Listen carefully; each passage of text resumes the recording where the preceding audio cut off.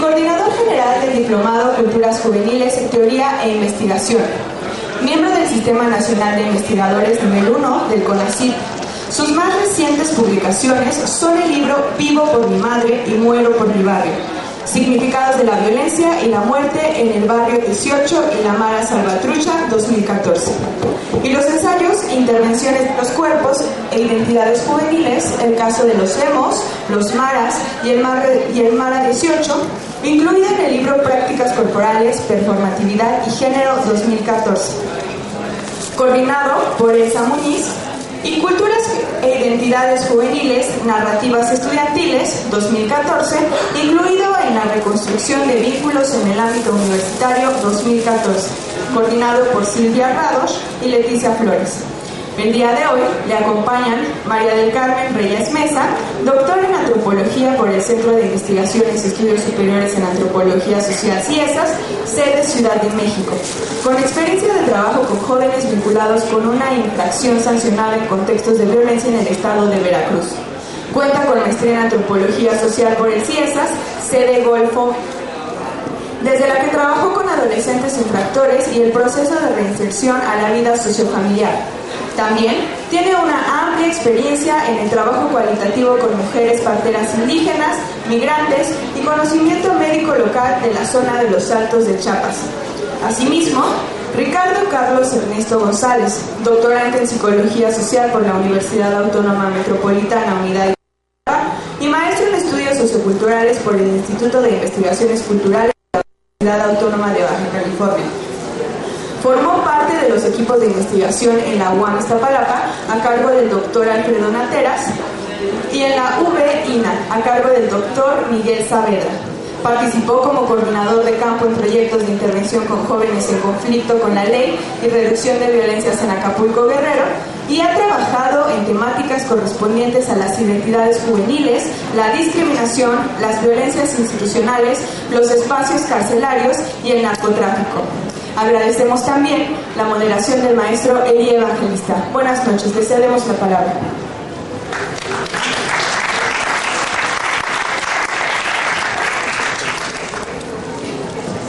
Muy buenas noches a todos y a todas. Nos da mucho gusto en esta hora, en este espacio de la Feria Internacional del Libro del Zócalo 2017, que puedan acompañarnos en esta presentación que ya decía Carla, de dos títulos coordinados por el doctor Alfredo Nateras Domínguez, que tienen que ver con un proyecto de investigación de largo aliento, un proyecto de investigación que tiene ya un tiempo que se ha recorrido, que ha generado proyectos de investigación, de intervención con jóvenes, de formación a partir, ¿no?, como decía, de la coordinación del Diplomado de Culturas Juveniles que la UAM Iztapalapa desarrolla y que coordina el doctor Alfredo Nateras.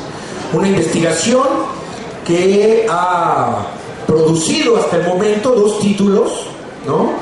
Estos dos primeros tomos que nos van aquí a comentar tanto la doctora María del Carmen Reyes como el maestro Ricardo Ernesto González, pero que ahorita seguramente van a platicar. Esta investigación continúa y va a generar también otras publicaciones que en su momento esperemos también estar presentándolas acá.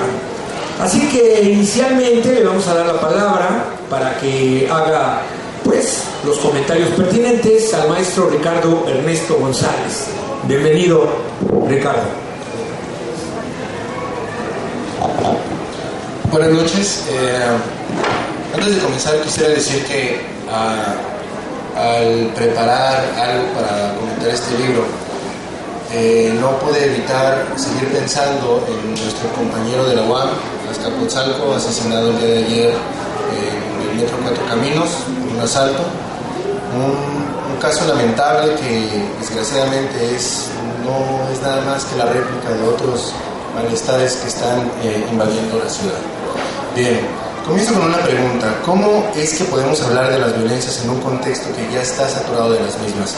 Este trabajo es el esfuerzo justamente para poder analizar este tipo de contextos en los que nos encontramos encontramos habituados día a día. Mi respuesta provisoria es justamente por la idea del saturamiento. Entre más abundante es la cantidad de actos y contenidos violentos, menos alcanzamos a visibilizar sus características y elementos circunscritos en la vida cotidiana. De tal manera, y así comenzando por el final, debemos poner más énfasis en la urgencia de analizar las violencias que invaden cada uno de los niveles sociales, en los que nos vemos incorporados, desde las violencias de género hasta los exterminios en México y el resto de América Latina.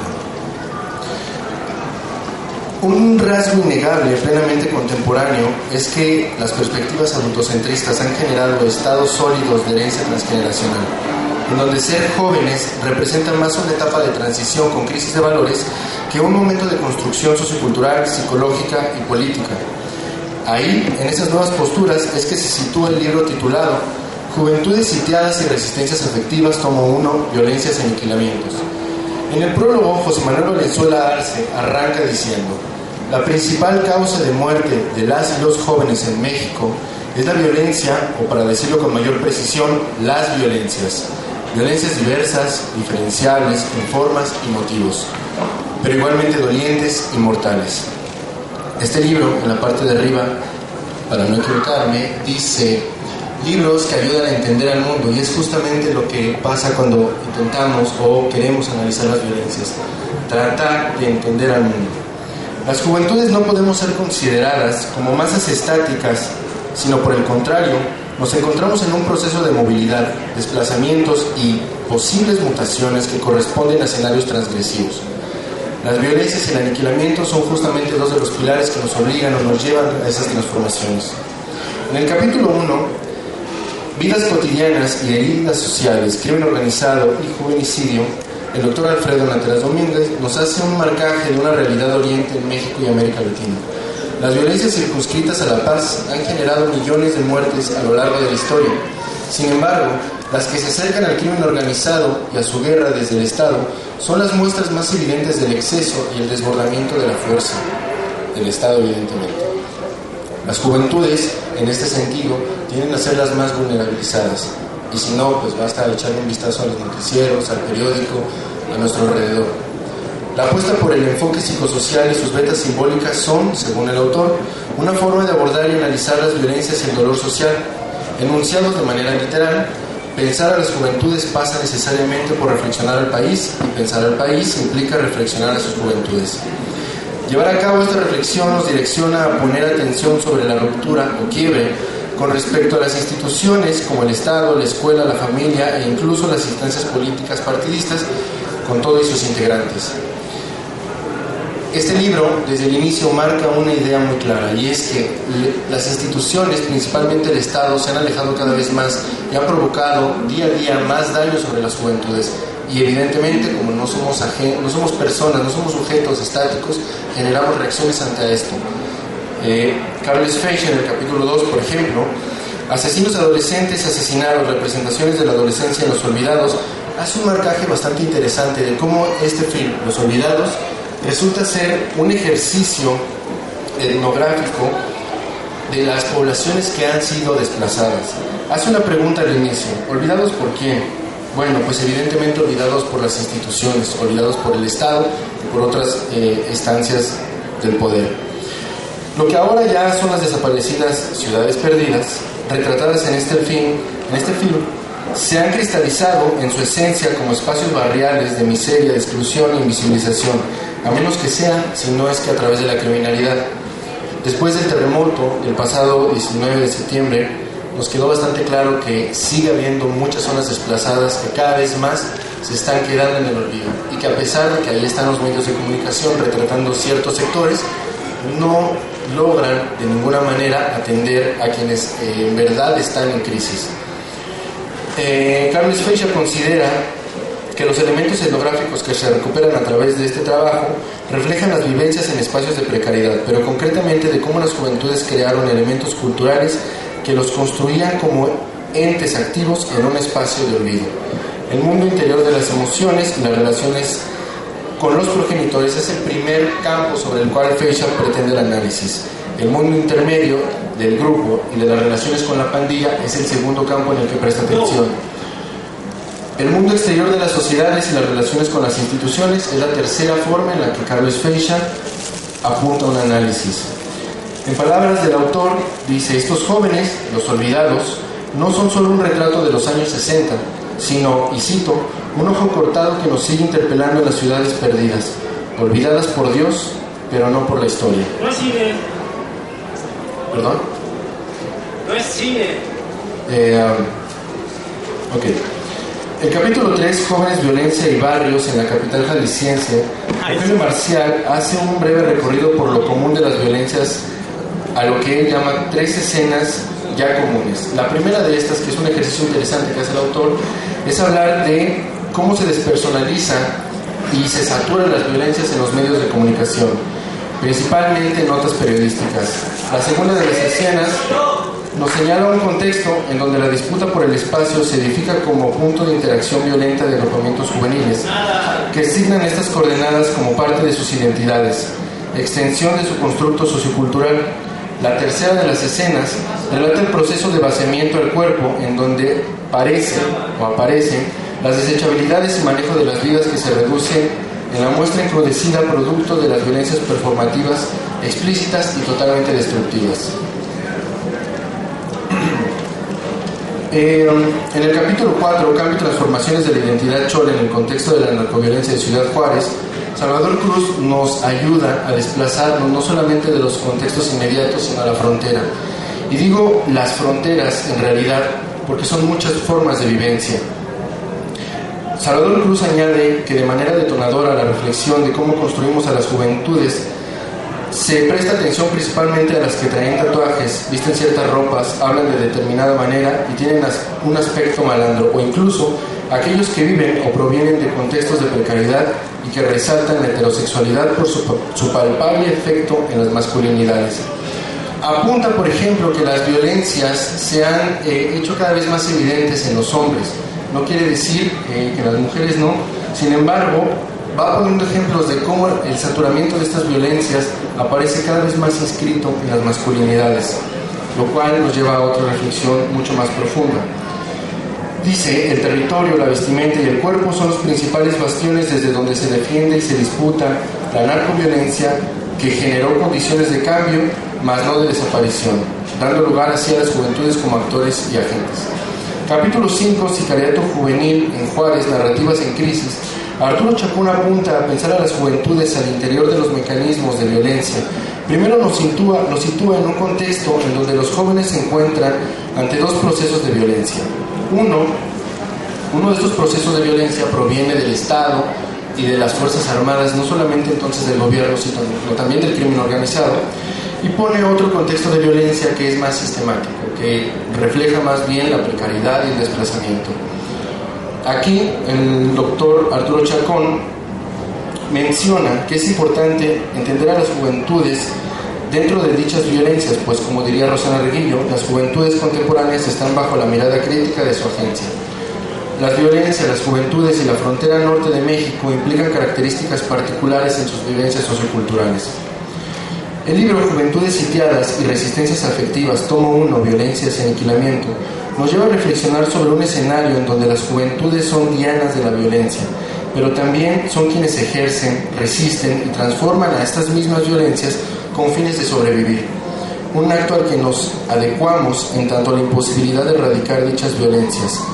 Y aquí la reflexión de que hemos dejado de pensar en las violencias para transformarlas, para erradicarlas, y más bien pensamos en las violencias cotidianamente para acostumbrarnos y sobrevivir a estas, para evitar que nos maten, evitar que nos roben, evitar que nos violenten. Muchas gracias.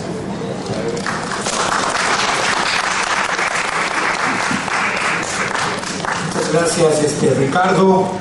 Este primer tomo, como lo comenta, tiene que ver con diferentes investigaciones en términos de violencia, de aniquilamiento, que son categorías fuertes, profundas, directas, y bueno, invitamos también aquí al público para que pueda consultarlo y pueda también generar sus propios análisis con respecto a las condiciones de los jóvenes. Vamos ahora a escuchar a la doctora María del Carmen Reyes Maza, que nos va a comentar el tomo 2 del libro Juventudes Sitiadas, Resistencias Afectivas, que tiene que ver con los temas de problematizaciones, embarazo y políticas. Así que adelante, doctora, gracias. Muchas gracias. Gracias a todos los presentes, buenas noches. La verdad es un gusto ver que sigue habiendo tanto interés por los trabajos que se están haciendo con respecto a las juventudes. Entonces, bueno, lo que quiero presentar, más bien a mí me corresponde presentar el tomo 2 de una colección de 4 libros que coordina el doctor Alfredo Nateras, en el que participan varios autores que con diversos abordajes y desde distintas disciplinas y temáticas nos acercan a experiencias y problemáticas que tienen que ver con la vida de los jóvenes. Me parece que es muy importante no dejar de lado esta problemática con los jóvenes o todas estas problemáticas de las que se da cuenta, considerando que casi la tercera parte de la población del país son jóvenes. Estos dos textos me parece que son de gran valía porque, como no voy a dejar de anunciar, sigo considerando que es un espacio abierto para la generación de conocimientos y para su transmisión a través del sustento que otorgan las herramientas de las ciencias sociales y de la investigación. Es una manera de llevar a la población la realidad que viven los jóvenes, hombres y mujeres, y poder desde el filtro del investigador tener acceso a la manera como se construyen otras realidades y cómo éstas impactan en la vida de cada población. A través de estos importantes trabajos podemos conocer las problemáticas de los actores sociales y cómo ellos se enfrentan a ellas en el proceso de la cotidianidad. Es pues un espacio para identificar las particularidades con que se expresan y viven los jóvenes, pero también para reconocer lo que los vincula a los procesos más amplios y sobre todo reconocer que desde este hurgar que hace el investigador social pueden ponerse en evidencia desde las más cotidianas experiencias hasta las más complejas expresiones sociales y culturales. Entonces, bueno, voy a dar cuenta de la manera en que se estructura el tomo 2, que es el rojo, denominado Problematizaciones, Embarazo, Trabajo, Drogas, Políticas, que inicia con un prólogo importante de Ernesto Rodríguez, sociólogo y cientista uruguayo, quien introduce al lector en el contenido del libro, centrándose en los dos grandes temas abordados. El primero tiene que ver con los diagnósticos situados en torno a los problemas que afectan a los jóvenes mexicanos y latinoamericanos, y el segundo, con la manera en que se formulan las políticas públicas que han servido para dar respuesta a los problemas que tienen que ver con las juventudes. Da cuenta también desde un ejercicio histórico de la manera en que se han ido construyendo los ejes y líneas de investigación en torno a las juventudes, que como objetivo central han construido espacios y medios para darles voz, con la finalidad de que los podamos escuchar y comprender, pero también de dar cuenta de su diversidad cultural, social, de clase, étnica, entre otras. Ejercicios desde donde la investigación permite crear importantes enlaces con los operadores de las políticas públicas. Dentro del mismo texto encontramos la presentación del doctor Alfredo Nateras, desde la que nos muestra de manera detallada el ejercicio de construcción de esta colección, desde donde la diversidad y versatilidad disciplinar de dispositivos teóricos, metodológicos y de herramientas se convierten en fórmulas múltiples de mirar y explicar la manera en que se construye la realidad en torno a las experiencias de vida de las juventudes. Están caracterizadas desde que se ligan a contextos espaciotemporales específicos, a la demarcación social y territorial que habitan, a su adscripción identitaria, a sus expresiones culturales y a la manera en que establecen los procesos relacionales con nosotros. Elementos todos que se vinculan con los procesos de globalización, que profundizan los elementos de una modernidad en crisis, que deja ver elementos importantes de la violencia estructural como la pobreza, la miseria, la exclusión y la precariedad, entre otros, que cotidianamente impactan en la vida de las juventudes mexicanas, centro y sudamericanas. Elementos que permiten explicar la manera en que los jóvenes situados están siendo sitiados. Marcadores sociales que dejan ver los riesgos de una debilidad con respecto a la seguridad social y pública, que conlleva las violencias de muerte, que se expresan en la estigmatización y el asesinato, vinculados a la estática corporal, a la descripción identitaria, pero sobre todo por pertenecer a un sector desfavorecido y a muchos elementos más que hacen que las juventudes se enfrenten en la vida diaria a los riesgos de interpelar al poder y a sus instancias. El capítulo capítulo 1, denominado Mapas juveniles de la precariedad a la esperanza, escrito por el doctor Alfredo Nateras, analiza las condiciones generales de vida de los jóvenes que son parte de las clases desfavorecidas y de los barrios populares de la Ciudad de México y de la ciudad metropolitana, de la zona metropolitana, y explica la manera en que se enfrentan a los procesos de desinstitucionalización, de violencias y al crimen organizado. Me parece importante destacar que este documento no solo da cuenta de las experiencias de vida de los jóvenes, sino que muestra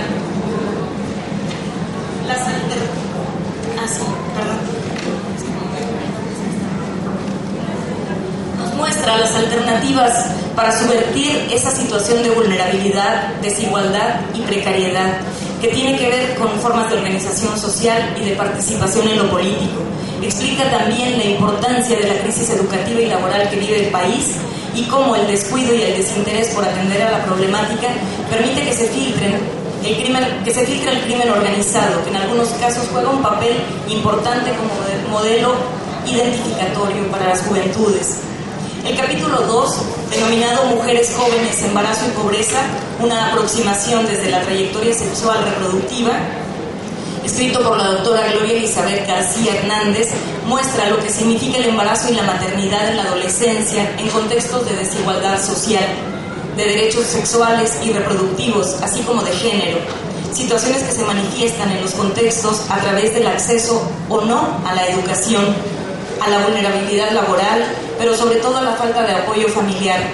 La autora propone ver el embarazo y la maternidad como eventos biográficos que muestran las condiciones de vida de las mujeres de las que da cuenta esta investigación, y cómo a través de la construcción de trayectorias sexuales y reproductivas se pueden explicar cada una de las rutas tomadas con respecto al embarazo y la maternidad como el resultado de acciones, decisiones y oportunidades específicas, siempre demarcadas por las posibilidades ofrecidas por el contexto en el que se desenvuelven y limitadas por condiciones estructurales, pero que se caracterizan por la capacidad de ser agentes activos en la toma de decisiones y en la optimización de los recursos con los que cuentan.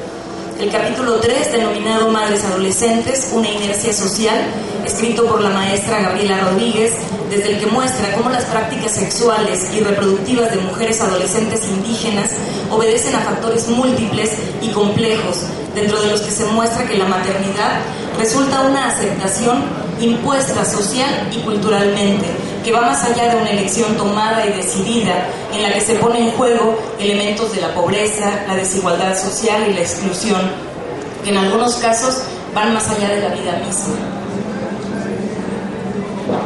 El capítulo 4, denominado Jóvenes, el trabajo como organizador de la vida, escrito por el doctor Raúl Nieto Calleja, a través de un ejercicio de reconstrucción histórico de la noción de juventud, nos muestra cómo se le ha dotado de múltiples sentidos y significados como resultado de las prácticas sociales. Vincula a las juventudes con la dimensión ritual como esa posibilidad de que los grupos sociales se desplacen de un estado a otro, reelaborando su sentido en el tiempo y en el espacio, y dándole una ruta a la construcción del orden social.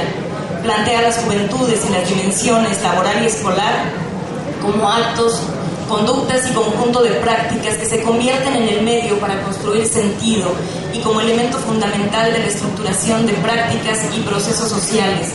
Lo que hace pues es mostrar la relación entre juventud, trabajo y escuela como ese conjunto de procesos que le atribuyen sentido a la realidad y desde donde se pone en evidencia tanto la desigualdad social como las expresiones de la agencia, el deseo, el placer como articuladores de la realidad, lo imaginario y lo simbólico.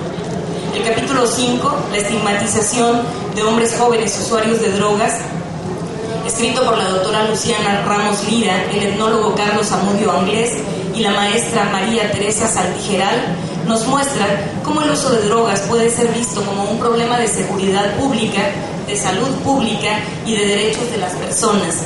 Destacan que alrededor del uso de drogas están presentes los procesos de estigmatización que hacen que sea muy complicado mirar y atender la problemática.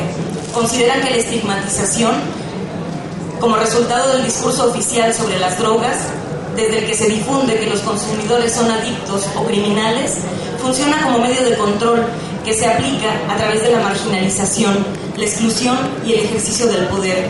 pero que tiene repercusiones importantes con respecto al derecho a la salud y al tratamiento de los usuarios. Concluye que es importante la participación de la comunidad para la detección temprana de las conductas adictivas y poder atenderlas adecuadamente, considerando que requieren atención y no castigos. El capítulo 6, denominado Políticas de Juventudes, Conceptos, Contextos y Alternativas desde el enfoque de derechos, escrito por el doctor Elí Evangelista Martínez, aquí presente, considera a las juventudes como microsociedades que han tomado la escena pública, posicionándose política y socialmente de una manera dual. Es decir, por un lado han logrado mostrarse como sujetos de derechos y actores sociales prioritarios, y por otro lado se les ha colocado la mirada desde la problematización que se hace de ellos, a partir de las formas de inclusión y exclusión en la vida social. Es un trabajo que destaca la importancia de las diferencias culturales y las desigualdades sociales que caracterizan las expresiones juveniles, desde donde plantea la importancia de la diferencia, que tiene que ver con características que van más allá de la edad, como son las distintas formas de lenguaje, la identidad y las costumbres, así como la desigualdad, que puede ser socioeconómica, de género, étnica, cultural, entre otras. Realiza también un recorrido histórico por los diferentes programas y políticas públicas que se han implementado para atender a los jóvenes de nuestro país. Y a manera de conclusión encuentro, entre otras cosas, que lo que vale destacar de estos textos es que nos muestran a los actores sociales en situaciones adversas y en permanente vulnerabilidad, juventudes sitiadas que desde sus contextos específicos nos muestran elementos importantes de las resistencias y de las maneras de anteponerse a la adversidad. Muchas gracias.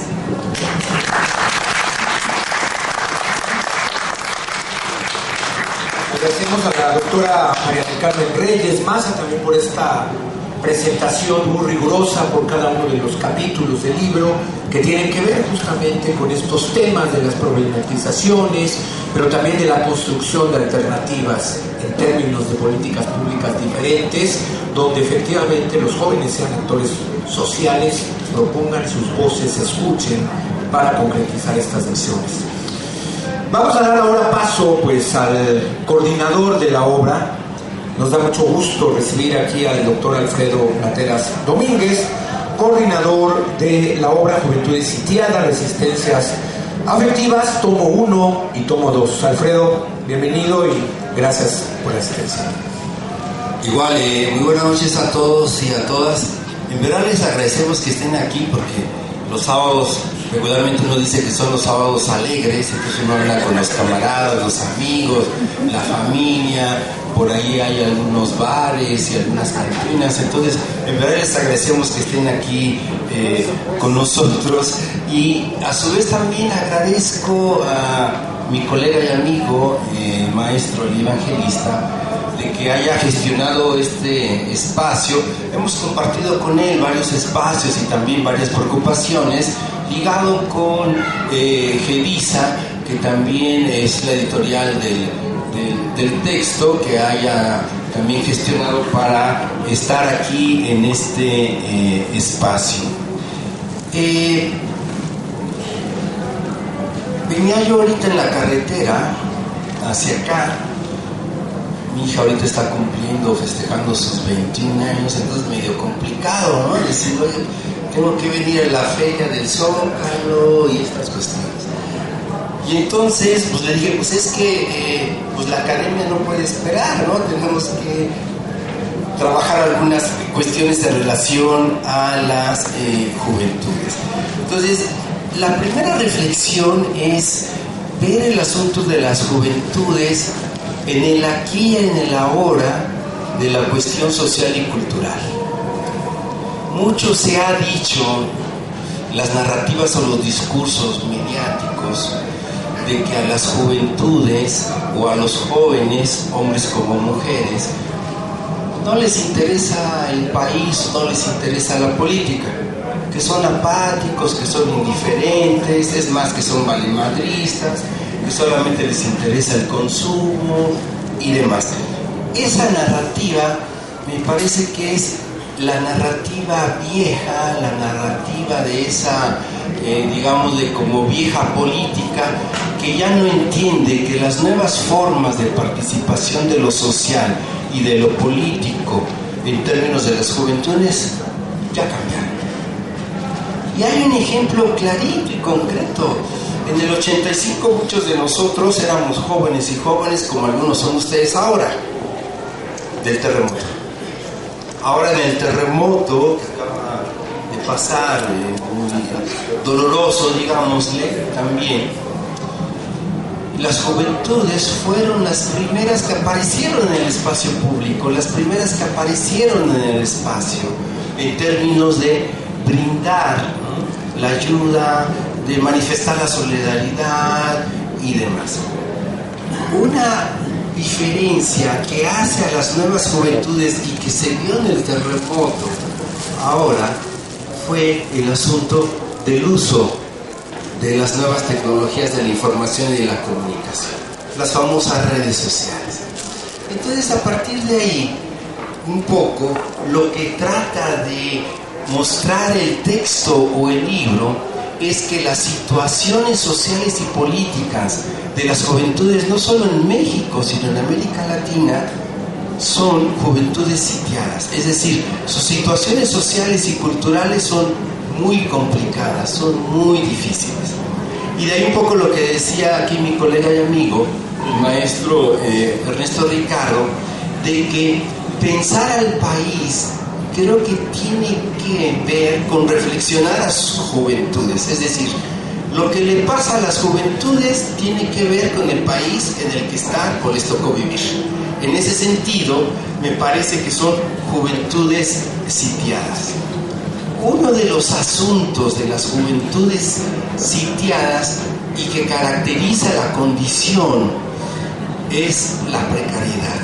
Nuestras juventudes están precarias en el sentido económico, en la cuestión educativa, en la cuestión laboral, en la cuestión de la recreación, en la cuestión de la salud. Entonces, estas juventudes me parece que tienen la virtud, en términos de sus mecanismos de expresión, de que ponen de mejor manera el predicamento de la vida social en la que estamos todos nosotros. Las violencias. ¿Quién padece más las violencias? Las juventudes. No solo por su presencia demográfica, según los estadísticos que tenemos de CONAPO, somos más de 120 millones de mexicanos. De esos más o menos le calcula en un margen de 12 a 29 años de edad, que son las juventudes, le calcula que son 36.3 millones de jóvenes. En la zona metropolitana, en la Ciudad de México ahora, se calcula que son 2.300.000 y algo de juventudes. Es decir, en términos no solo demográficos, sino en términos de lo que le pasa al país, le pasa a los jóvenes. O en concreto, somos un país de pobres. Más o menos los estadísticos son 60 millones de pobres en este país. De esos, 40 en extrema pobreza, que los cálculos son en términos de $2 diarios. 1 de 3 jóvenes en este país son pobres.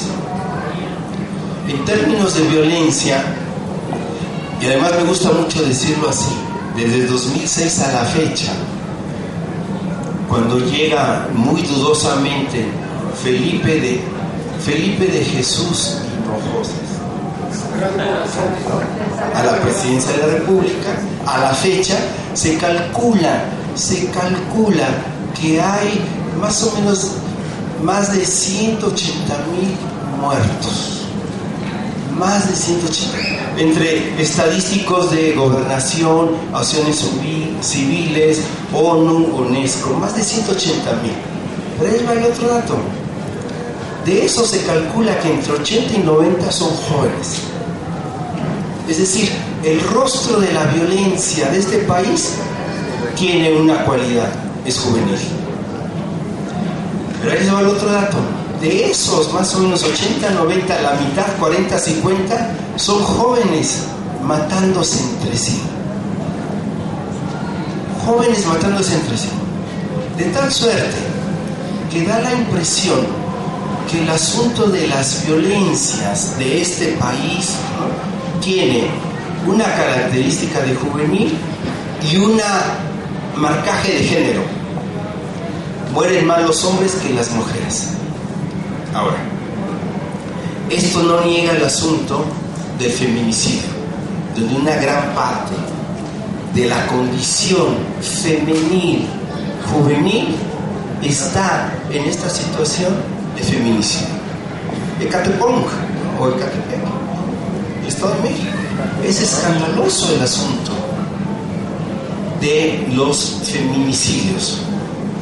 Y en ese sentido me parece que estamos en una situación muy delicada en términos de crisis humanitaria. Una parte del libro o de los libros da cuenta justamente de esta situación, y de ahí la idea de que las juventudes están sitiadas. Por ejemplo, ahora los sociólogos hablan del trabajo flexible, este trabajo volátil de el chico de freelance o el trabajo de freelance, donde ya no hay una seguridad social definida, ya no tienen aguinaldo, son contratos por una semana, 8 días, 15, 20 y demás. ¿Cuál es la propuesta del proyecto neoliberal para nuestras juventudes en México y en América Latina? La precariedad. Por ejemplo, vayamos rápido el circuito de la fast food. Pollito Feliz, Domino's Pizza, Burger King, McDonald's y demás, está plagado de jóvenes. Vayámonos a la industria del divertimento. Ocesa, los conciertos que hubo la semana pasada aquí, ¿no? La Fórmula 1 que ya viene para acá, ahora todos son deportistas y allá hay carreras en todas las delegaciones y en las instituciones, 5 kilómetros, 10 kilómetros, ¿sí? La feria de Chapultepec, lo que era Six Flags y ahora es, bueno, Reino Aventura, ahora es Six Flags, lleno de jóvenes. Cinépolis, Cinemex, lleno de jóvenes. En términos de precariedad, vámonos a los supermarkets, cualquiera. Auchan, todavía queda Auchan, ¿verdad? Auchan, Su Mesa, Comercial Mexicana, Bodega de Aurrera y demás. Uno está en un dilema.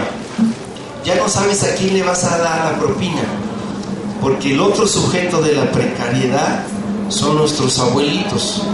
Ahora ya no se dice abuelitos, ahora se dice adultos en edad de plenitud o algo así. Es una barbaridad, pues. Entonces uno ya no sabe en términos de a quién le das la propina de 5 pesos, al precario del joven o al precario de los adultos. Entonces, es decir, a partir de ahí creo que la crisis es grave porque el Estado benefactor ya fue desde hace rato.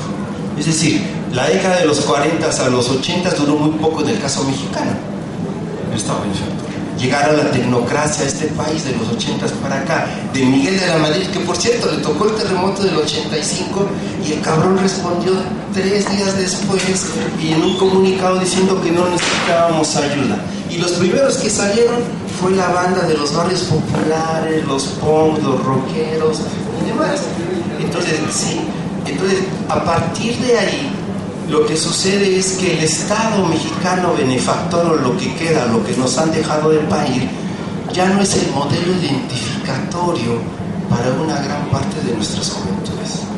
Es decir, la primera ex maestra del país, el Esther Gordillo, ¿no?, ya está en condiciones de salud difícil, ya en cárcel, pero era el sindicato más potente de este país, ¿no? Y la educación en este país ya se deterioró desde hace ratote. Entonces una parte de jóvenes más de la clase media dice, ¿para qué estudio? Si no me va a dar condiciones de mejorar mi condición de vida. En cambio, los jóvenes más desfavorecidos que van a la escuela, que alcanzan la preparatoria y la universidad, todavía les crea sentido y significado. ¿Por qué? porque son los primeros de frente a su papá, su tío, su mamá, que alcanzaron la certificación de la universidad para ser licenciados, de lo que sea. Su papá se quedó en la preparatoria, probablemente en la primaria inconclusa. Entonces, lo que el Estado ya no le da, les da a ellos un lugar social, un prestigio y un reconocimiento. Trabajo, que ya lo platicamos un poco. Y entonces, en ese sentido, para algunas juventudes es decir, pues ¿para qué estudio y para qué trabajo si las condiciones son muy desfavorables? Y entonces, nos agrade o no, y menos a los priistas, es el asunto de que el modelo identificatorio que aparece como algo atractivo en el imaginario y demás para una parte de nuestras juventudes es el crimen organizado. El crimen organizado, ¿por qué? Porque el crimen organizado les da cierto prestigio, les da cierto lugar social y demás. En algún trabajo de campo con gente, con unos morrillos de 10, 15 años, unos sicarios, decían: oiga, doctor, ¿cuánto gana usted? Pues ya le dije, y con todas mis becas y con así, mis estímulos, mi bono adelantado y lo que fuera. Y los vatos decían: no, pues nosotros ganamos más. Y entonces la narrativa es en el asunto de, ¿sí?, preferimos morir jóvenes y ricos que pobres y académicos y trabajadores de la Secretaría de Cultura de la Ciudad de México. Entonces, a lo que voy, los modelos identificatorios ya se derrumbaron, están en otros códigos y demás. Es decir, pero ahí el asunto es que hay una parte de las juventudes, por eso el otro, digamos, como título del libro, estas son las juventudes sitiadas, acosadas, ¿no?, por las condiciones difíciles de precariedad, económicas, laborales, educativas.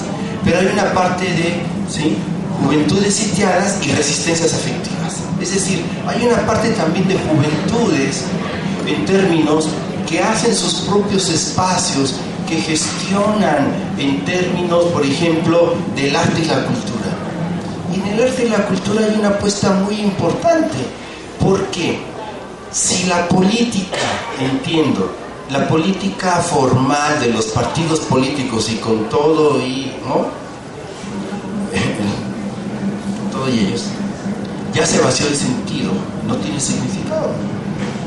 O sea, los partidos políticos no tienen sentido. Entonces, uno a veces vota a pesar de ellos. Pero entonces el asunto es que una parte de estas juventudes en sus narrativas dice: somos apartidistas, pero no apolíticos. Esa es una clave. Somos apartidistas, pero no apolíticos. ¿Qué quiere decir? Que sí les interesa el país. Díganme si no, aunque uno no está muy de acuerdo, y menos la gente que está en los partidos políticos, el movimiento Yo Soy 132 puso otra vez en discusión el debate del duopolio, ¿no?, de los poderes fácticos, puso en discusión otra vez, ¿no?, el asunto de la democracia, puso en discusión ¿no?, lo de Ayotzinapa, otra vez. ¿Quiénes están ahí? Las juventudes. A las juventudes les interesan más estas nuevas formas de sensibilidad social y política que están coordenadas de lo cultural. Y entonces hacen sus performances, hacen sus teatros, hacen sus videos, hacen su expresión, recuperan el espacio público de la calle y ahí están. Entonces, sí, creo, hay algo que queda en este país en términos de vitalidad, de diferencia, de espontaneidad, son las juventudes.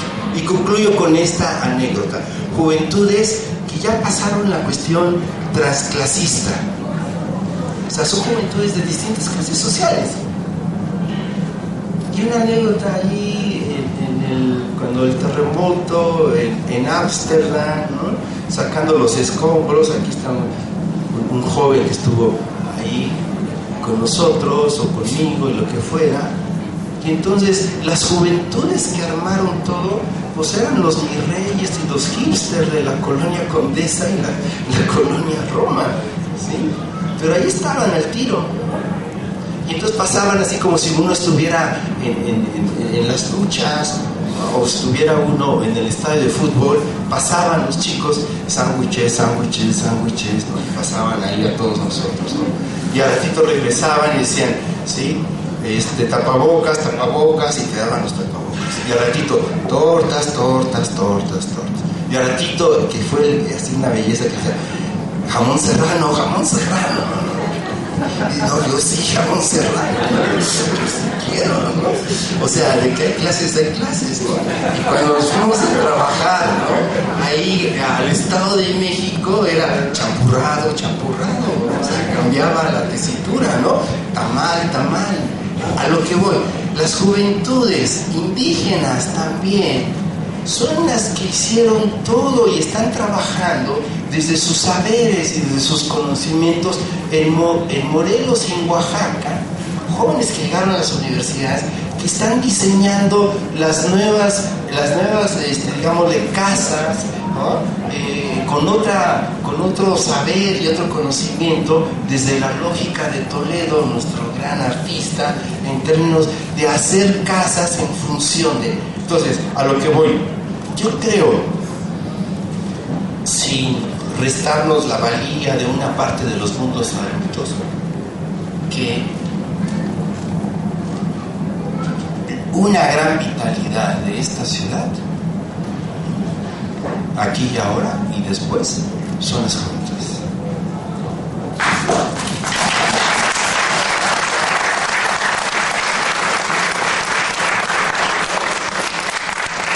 Gracias al doctor Alfredo Matías. Tenemos unos minutos, quisiéramos proponerles, si el público tiene algunos comentarios, algunas preguntas, muy rápidamente, para que después, así como final del programa radiofónico, les demos unos minutitos a los dos ponentes y después unos minutos a Alfredo para que puedan cerrar este diálogo, ¿no? Entonces, si tienen alguna pregunta, algún comentario, aquí, por acá, si nos prestan.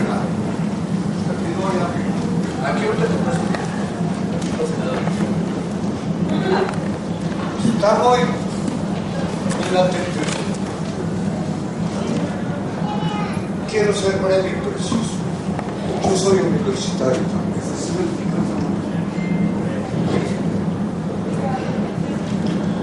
Luego entonces, el tema de la juventud es bien interesante porque la educación que nos dieron nuestros padres fue diferente en cada estrato social. Y ahora hay niños que pueden traer 13 años y traer una pistola y te disparan. ¿Okay? Luego,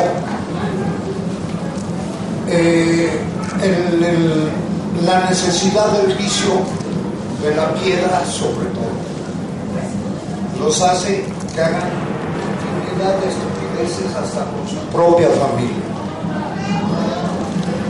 Luego, para sintetizarlo, mencionabas una cosa muy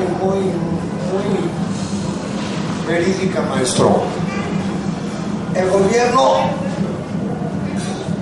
gobierno siempre, la verdad, no le importa si nos lleva con un temblor o con otro. Primer ejemplo, ¿por qué siguen dando permisos para hacer tantas certificaciones en todo el DF para que nos hundamos más? Y cuando llega ya el temblor, entonces hay 100 niños, hay que sacarlo, ¿verdad? Se vale. La maldición de la Malinche nos sigue persiguiendo. La verdad.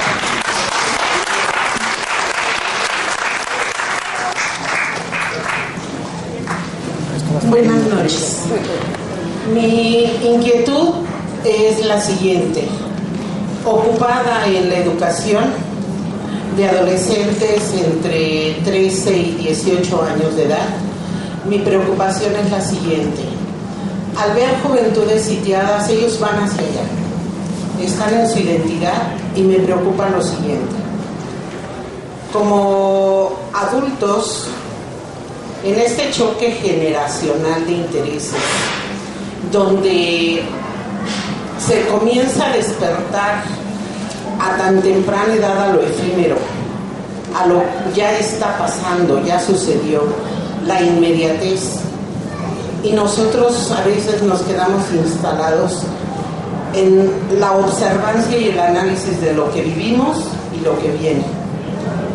La figura de la familia, cómo rescatarla, cómo sacar a esos jóvenes sitiados de todo lo que tienen en su entorno para rescatar el concepto de familia, cómo empoderar a las mujeres para que en algún momento determinado que se comience a introyectar los valores del amor, la paciencia, la solidaridad, el respeto, etcétera, una serie de cosas que poco a poco se han ido modificando, porque lo mediático es lo que más interesa. La tecnología ha venido a transformar todos estos valores y nosotros estamos impávidos ante ello. Me sigue ocupando el encontrar que muchas de las veces nuestros adolescentes, aún en los medios rurales, ya traen un medio de comunicación llamado teléfono y a veces el adulto ni siquiera es capaz de conocer cómo funciona. Por ahí va mi comentario. Gracias.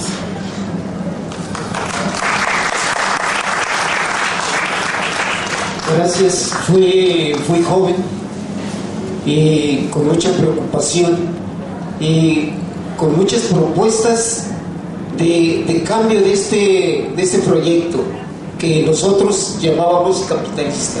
Ahora, la expresión capitalista en el grado máximo de explotación y de expoliación hacia toda la riqueza de nuestro país, que se llama neoliberalismo.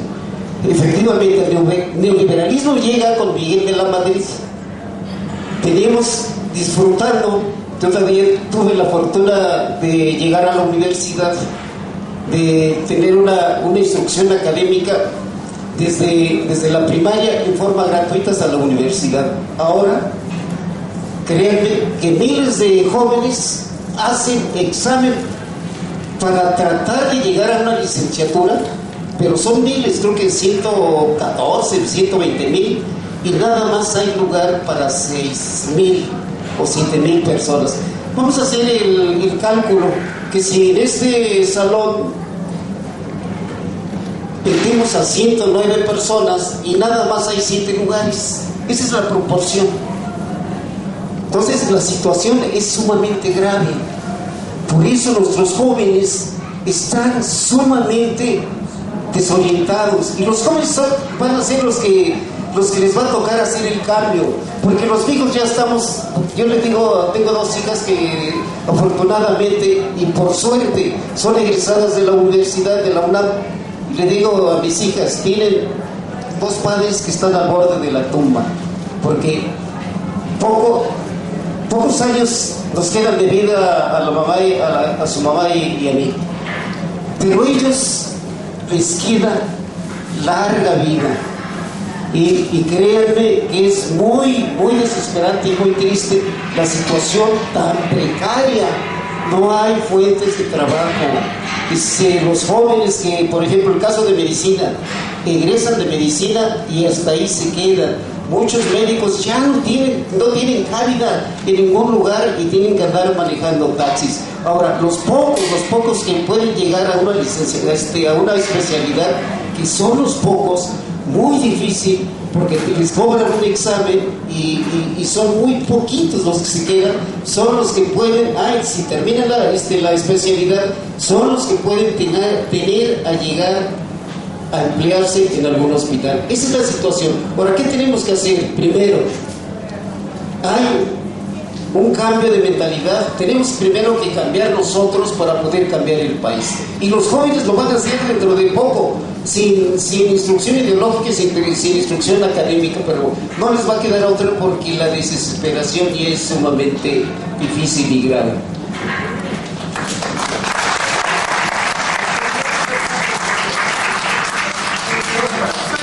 Podemos ser breves porque porque ya estamos sobre el tiempo.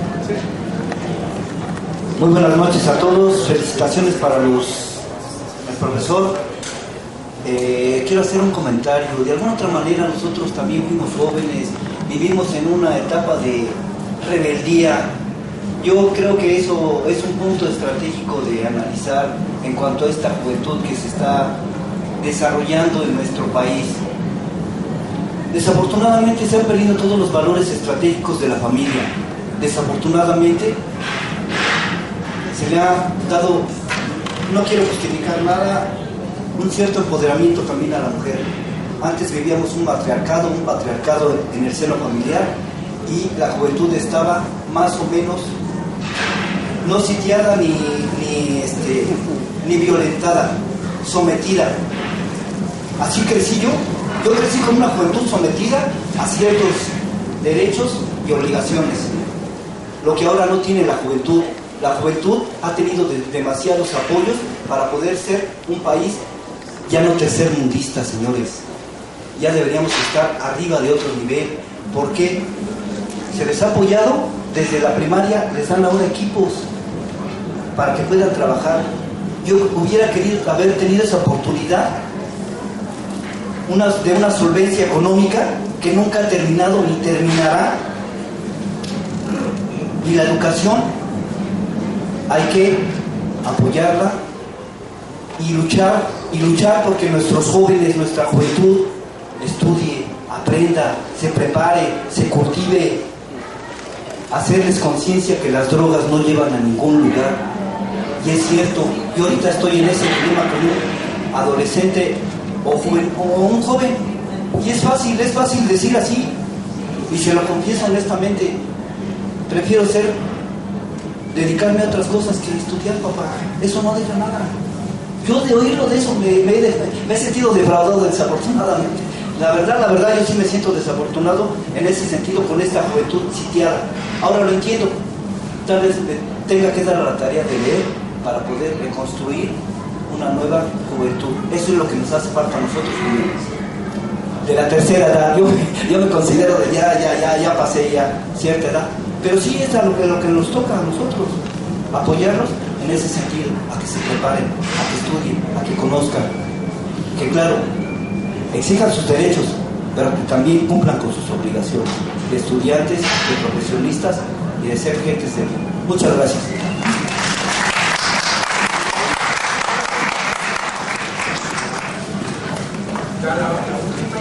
Buenas noches. Con todo lo que ustedes han investigado y bueno, con su conocimiento sí, con todo con su conocimiento que han obtenido, me imagino, durante todo este tiempo para realizar este libro, yo quisiera preguntarle cuál es su opinión. Vimos a una juventud muy aguerrida. ¿Ellos van a hacer el cambio según la opinión de ustedes? ¿Un cambio que todos necesitamos? ¿O creen que sean absorbidos por el sistema cuando formen una familia, cuando se gradúen o cuando simplemente tengan que trabajar? ¿Ustedes qué opinan?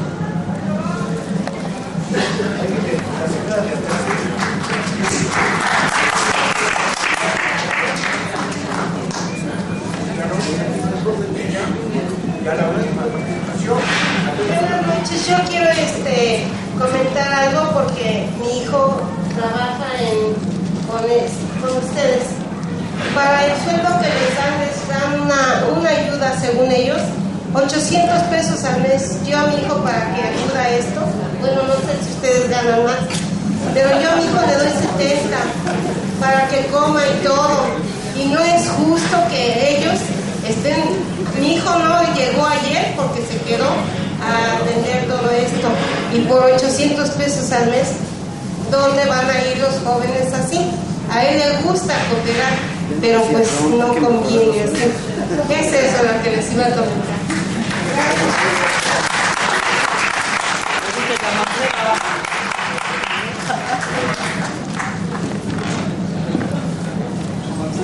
Muchas gracias, buenas noches.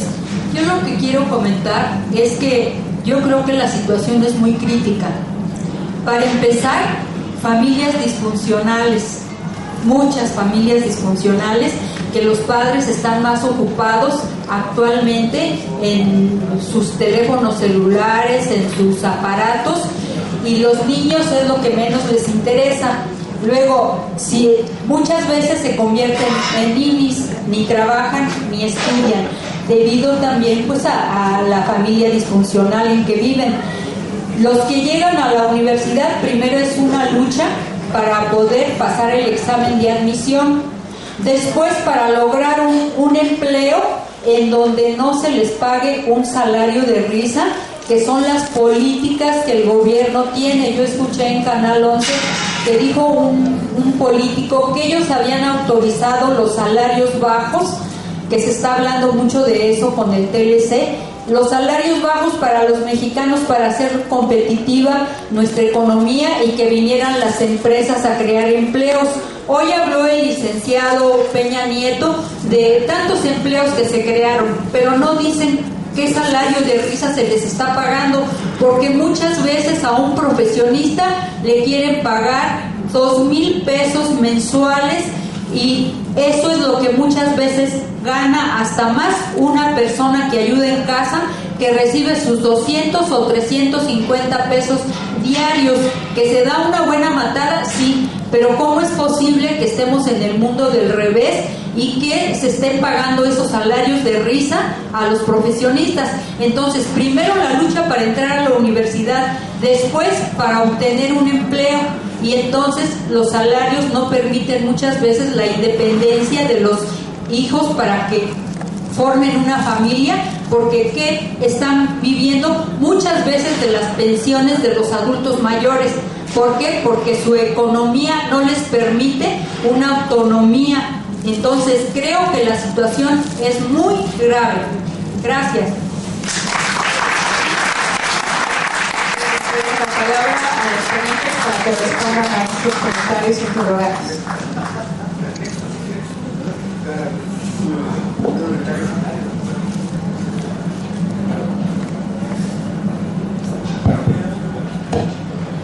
Ok, solo como comentario, todo lo que mencionan me parece que como parte de la juventud me hace repensar mucho en las oportunidades que tenemos, justo quienes hemos podido acceder a la educación, quienes hemos podido acceder a lo mejor a un empleo, pero coincido, mi comentario va más bien en coincidir con mucho de lo que dicen. Los sueldos son precarios, es muy poco dinero, es mucha la exigencia, es mucho el gasto, es cada vez menos la oportunidad de acceder a un montón de espacios, y la única opción que queda, como lo dicen los libros, como lo dice el doctor Alfredo, es justamente el narcotráfico. Y ahí es donde está la peor de las preocupaciones, porque cada vez se incrementan más los números de jóvenes que se adscriben al crimen organizado, y muchas veces nos quejamos justamente de ese mal, pero pocas veces ponemos en acento que están empezando a adscribirse a esos lugares porque la familia, porque la escuela, porque el trabajo, porque todo aquello que es legal ha perdido mucho sentido, ¿no? Es justo la carencia de sentido lo que nos está llevando a otros lugares, y pues las resistencias a final de cuentas son algo de lo que nos ayuda a mapear y a construir nuevos espacios, pero siguen siendo muy pocos y siguen siendo muy pocas las opciones que tenemos como jóvenes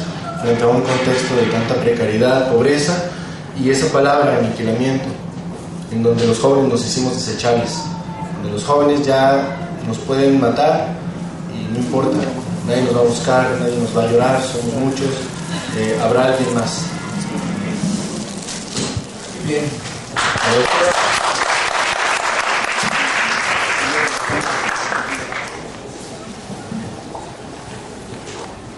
Voy a tratar de ser muy breve, pero me gustaría, un poco pensando no lo veo muy bien porque me da la noche, pero bueno, yo creo, a partir del trabajo que hago con los jóvenes en situación de vulnerabilidad, y mucho de este tema se tocó ahorita, ¿no? Las familias y cómo están funcionando, pero creo que lo que tendríamos que hacer en primera instancia es darnos cuenta que estamos siendo parte de un sistema, de un Estado que tiene un proyecto político de desestabilizar a la sociedad en primera instancia, y lo está haciendo justamente con los los tópicos que el doctor Alfredo Nateras mencionó, como la educación y el trabajo. Una vez que estamos desenganchados de ahí, pues pareciera que no tenemos alternativas. Pero creo que lo que tendríamos que pensar, más allá de culpar si la familia no está funcionando o no sé qué, me parece que tendríamos que reconocer que el Estado, y sus instituciones no son inamovibles.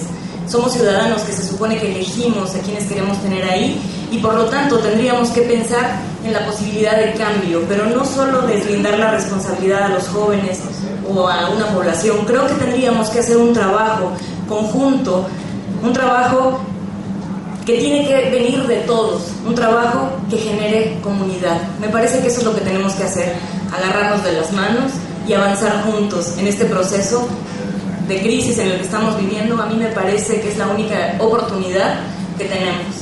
Muchas gracias, doctora, y ahora vamos a dar la palabra al doctor Alfredo Nateras para que pueda cerrar esta presentación y conversatorio. Sí, voy un poco como en ese espíritu. De inicio, yo estoy muy conmovido en términos de sus preguntas y más que nada el tono afectivo, más que nada el énfasis, las preocupaciones, las narrativas, las vivencias y las experiencias. A partir de ahí, yo recuerdo, mi madre era campesina de Guanajuato, mi abuelo minero de Guanajuato, mi padre y mi abuelo campesino. Fueron la primera ola, ¿no?, migratoria del campo a la ciudad, los 40 a los 50, lo que relatan Los Olvidados de Luis Buñuel, ¿no?, la modernidad. Y recuerdo que mi madre nos decía, y yo después que pasaron los años lo entendí, decía: ustedes tienen que estudiar, ya veremos cómo le hacemos. Y muchos de aquí, de papás y mamás que están aquí, pues también, a ver cómo le están haciendo, pero sus hijos están en las escuelas, está lo que dijo usted, señora, los 800 pesos y demás, ¿no? Pero ahí están, porque también hay una parte de jóvenes que sí estudian y que están viendo cómo le hacen para trabajar al mismo tiempo que estudian. No solo son las juventudes estas otras mediáticas que ni estudian ni trabajan, no, hay una parte de jóvenes que está viendo cómo le hace para seguir estudiando y trabajar, o trabajar y seguir estudiando. Y entonces mi madre nos decía: yo quiero que ustedes sean buenos ciudadanos. Puta, gran idea. A lo que voy, de lo que se trata es construir ciudadanía juvenil en este caso. ¿Y qué quiere decir la ciudadanía? Participar, como lo están haciendo ustedes ahorita. Lo que están haciendo ahorita y que estamos haciendo ahorita es un ejemplo dialógico de dialogar, conversar y ciudadanizarnos en función de las situaciones. La familia, complejo, difícil. En un libro de los últimos que escribió Julio César García, el gran, ¿no?, periodista intelectual, Los niños en el crimen, y él al final concluye, él tiene acceso por su lugar de periodista intelectual reconocido a los expedientes de los chicos que están en el encierro ahí en este lugar en San Fernando, y entre ellos le tocó ver los expedientes y entrevistar al Ponchis Ponchis, ¿se acuerdan? Este niño sicario de 10 años que descuartizaba cuerpos con una maestría terrible y una cuestión así muy cruda. Lo que termina diciendo Julio César García en ese libro es el abandono. Nuestros niños están abandonados de la escuela, abandonados de la educación, abandonados de la familia, abandonados del cariño, abandonados del afecto. Y entonces, en ese sentido, cuando uno le pregunta a las juventudes en este país, Encuesta Nacional de Juventud 2010, ¿quién es la instancia a la cual ustedes recorrerían en situaciones complejas? La familia. Pero cuando uno checa los datos de violencia, ¿no?, de UNICEF, la primera instancia que más violenta a nuestros jóvenes es la familia. 6 de 10 observan la violencia en su casa 3 de 4 la padecen. Y según los teóricos de la psicología social, la violencia no es la que traemos en los genes, no se hereda, se aprende. ¿Y cómo se aprende? Observándola y padeciéndola. Los estudios de los criminólogos nos confirman este dato empírico en términos de que todos ellos tienen historias de que fueron abusados en la infancia, fueron violados o maltratados. Hasta Michael Jackson. Entonces tienen más posibilidades sociales y culturales de reproducir sus situaciones de violencia en el noviazgo. El famoso bullying tiene que ver con eso. El famoso, la violencia en el noviazgo tiene que ver con eso. Entonces, es cierto, hay que repensar que la familia para nuestras juventudes es lo último que les queda, es como un continente, es lo último, a pesar que su familia es la que más los friega. Entonces, en ese sentido me parece que de la parte educativa, que a mí también me preocupa mucho, es hay que trabajar con espacios intergeneracionales, más que generacionales, más que, bueno, a los jóvenes vamos a una plática de violencia, y a la policía estaría muy bien darles un curso de derechos humanos, ¿no?, en relación a las juventudes. Sí, pero hay que insistir, ¿no? Hay que insistir, es decir, hay que trabajar intergeneracionalmente para volver a trabajar valores universales que hacen a la condición humana. El respeto es intergeneracional, el respeto es heterosexual, bisexual, gay, lo que fuera. El respeto seríamos tan democráticamente respetuosos hasta que a los políticos los respetaríamos. Entonces, en ese tiempo hay que trabajar con cuestiones intergeneracionales. Y lo otro es que sí he sentido, igual en nuestra época, en nuestro momento, que a las juventudes le cargan mucho la responsabilidad social. Es decir, es como su cruz, ¿no? Exacto, de que usted tiene que cambiar el país, usted tiene que terminar con la corrupción, usted tiene que ser como joven, ¿no?, el más crítico y la más sensibilidad social. ¿Y qué me dicen de los mundos adultos? Apáticos también. Se critica a las juventudes porque consumen y tienen las tecnologías, y los adultos pues consumen más porque tienen el recurso económico. Entonces, es decir, en este sentido me parece que las juventudes es un sector y un actor importante, pero no alcanza solo. ¿Y qué pasa con los demás agrupamientos? Y lo otro es que terminaría en términos de, decía Carlos Monsiváis, que nuestros discursos cada vez son más pesimistas. Entonces decía, un pesimista es un optimista muy bien informado. Entonces, en ese sentido, termino diciendo que hay una narrativa de desencanto que nos cruza no solo a los jóvenes, a los mundos adultos. Estamos hasta el carajo, ¿no?, de la corrupción de este país. La que quieran, desde la Casa Blanca, ¿no?, de Enrique Peña Nieto y Paloma, sí, de disminuir el valor avícola, sí, ¿no?, hasta Duarte. Pero cuando uno hace la historia de este país, desde Miguel Alemán hasta acá, es una corrupción terrible. Miguel de la Madrid, su consigna política era la renovación moral de la sociedad, y es la podredumbre. Entonces, es decir, hay una narrativa en términos, el enojo es un afecto, una emoción, el encabronamiento, ¿sí?, decir, no voto, váyanse al carajo. Pero curiosamente el no votar indirectamente los favoreces.